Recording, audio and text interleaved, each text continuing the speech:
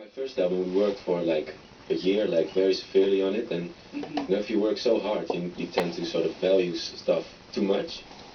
And I really like sort of that this is like very short, and it's like it's more of a documentary record almost. You know, it's like a moment in time you capture it, and that's also how it's sort of marketed and stuff. And I think people like there's so much music that's so very well produced. I think people are up for rough stuff again, you know, the real something a little more raw. Exactly, yeah. Yeah, and a little more edge and a little more lyrics involved. Exactly, yeah.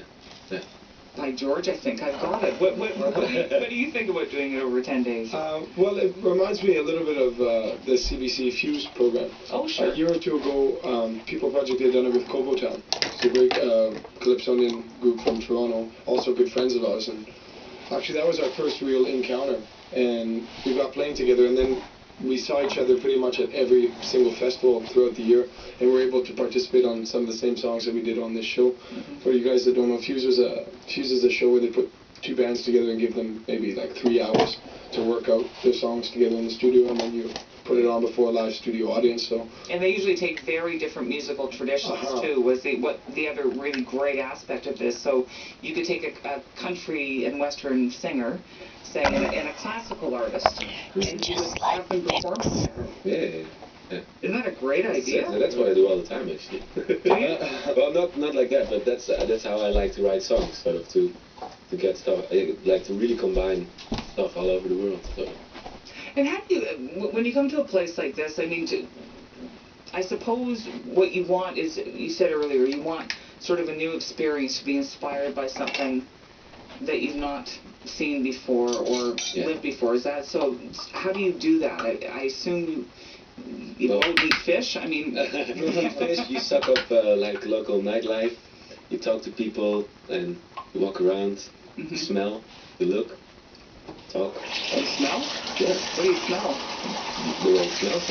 Okay. What does it smell like? It smells fresh. It's I think it's like for a city. It's pretty fresh.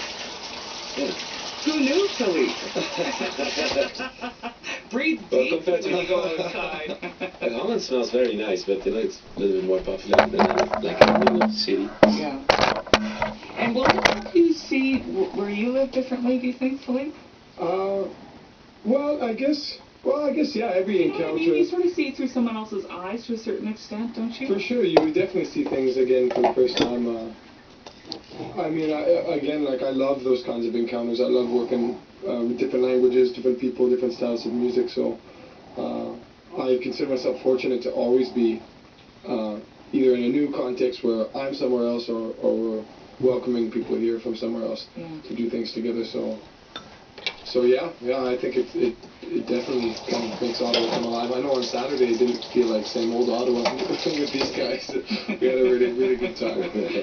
Yeah, I can tell just from the look on your face that there's a story there that we're not going to explore this morning. As much as You'll I'd have like to have it on the night show. I gathered as much. Let's just wrap up with